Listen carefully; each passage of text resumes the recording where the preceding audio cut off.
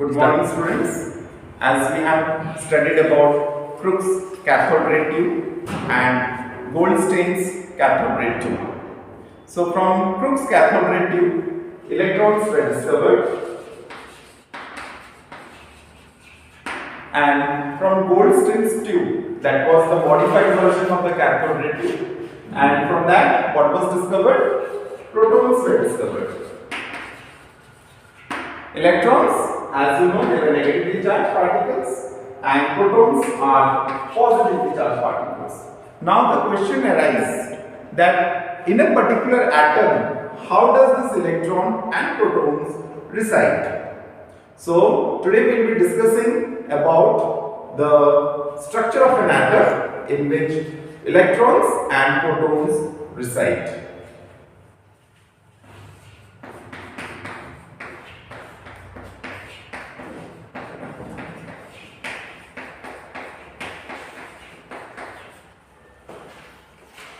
There are different models which propose the structure of an atom, and one among them, that was the first model, which is J.J. Thomson's watermelon model.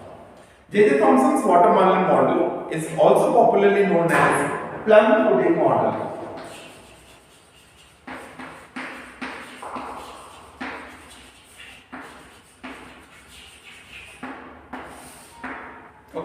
Now, what is as the name suggests, watermelon or plum pudding? Plums in a pudding.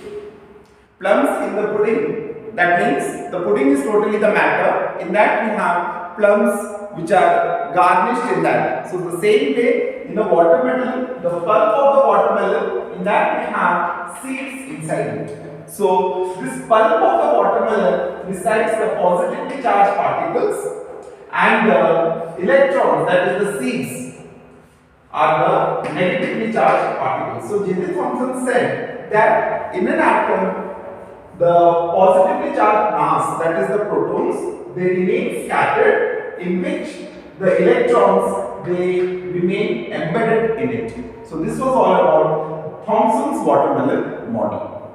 So Thomson's watermelon model, when it was proposed, at that time, the third entity of an atom, that is neutrons, were not discovered.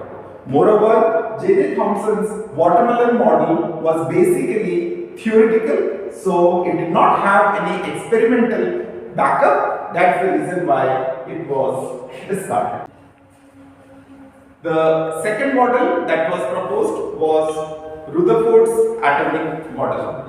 Rutherford atomic model had an experimental background, and Rutherford's experiment is popularly known as Rutherford's gold foil experiment. Now children, now let us come to discuss about the Rutherford's gold foils experiment setup. For that, what we have taken a radioactive metal, basically it was radium, which he kept in a lead block such that the rays will not, the radioactive rays that will be produced by radium, it will not hit back, because lead is a very good absorber of radioactivity. Thereafter, the rays were passed through a nano slit, which was made to hit gold foil. The thickness of gold foil was 4 into 10 to the power minus 5 centimeter, and thereafter the gold foil, at the back of the gold foil there was a screen which was coated with zinc sulfide. Now the purpose of zinc sulfide was that if the rays will, alpha rays will come and hit the zinc sulfide screen, then what would happen? It would produce splashes of light.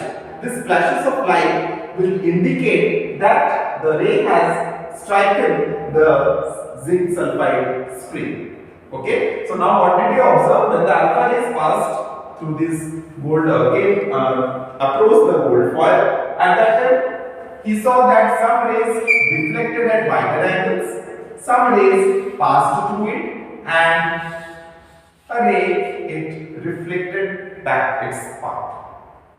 Now from here, these three observations, what do we conclude, children? When a party, under what circumstances is the ray passing through it? What was the reason that some rays passed through the gold foil? That means there was no obstructions in the path of the ray. Is it? then some part deflected at some different angle. That means there will be some lightweight particles which are there, which deflected the rays. Thereafter, there was the ray that retraced its path and deflected in its own path. It proved that there was a certain heavy mass due to which the ray again retraced its path. So from these three observations, Rutherford let out the Rutherford's atomic model, which is popularly known as the planetary structure of atomic model.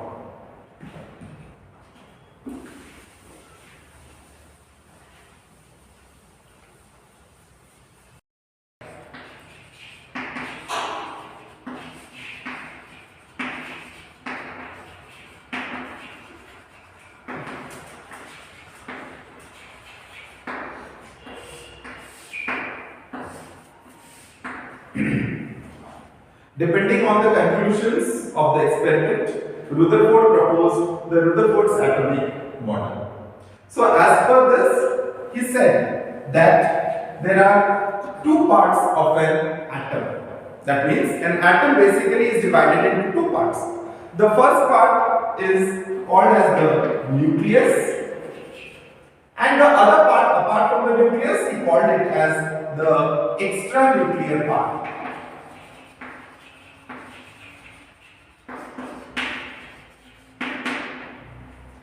Second, the nucleus was positively charged and basically it composed of protons.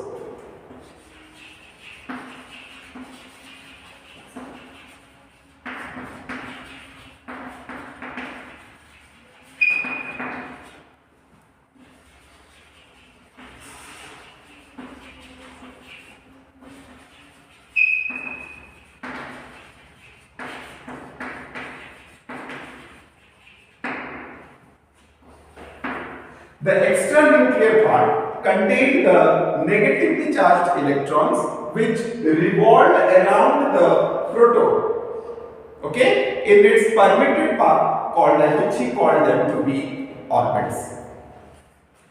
The extranuclear part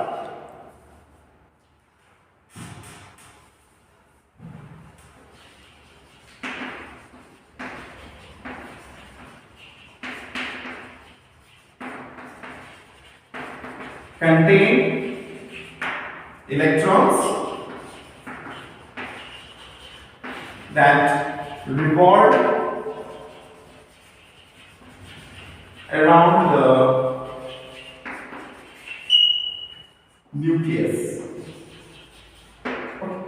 So basically when we draw this structure from this three postulates of Rutherford's atomic model, when we draw the structure, how would it come? It would just represent the solar system.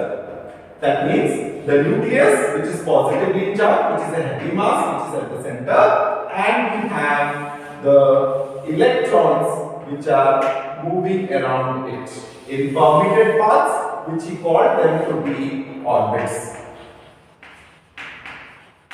And this is the nucleus.